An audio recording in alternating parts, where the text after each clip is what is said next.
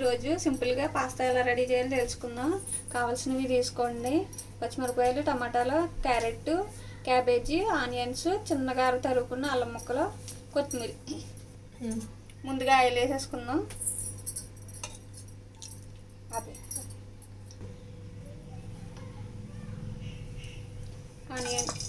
Onions, పచ్చిమిర్చి వేసేసుకోండి. ముందు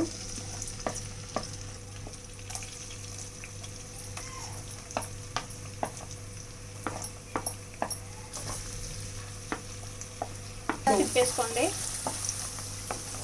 ఇవన్నీ బాగా ఏగిపోవాలి. ఏగిపోయిన దాకా ఉంచుకుని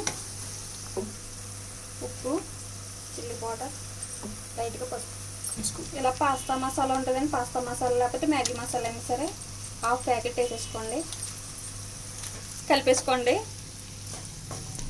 పాస్తా రెడీ అయిపోయిందండి. లైక్ చేయండి.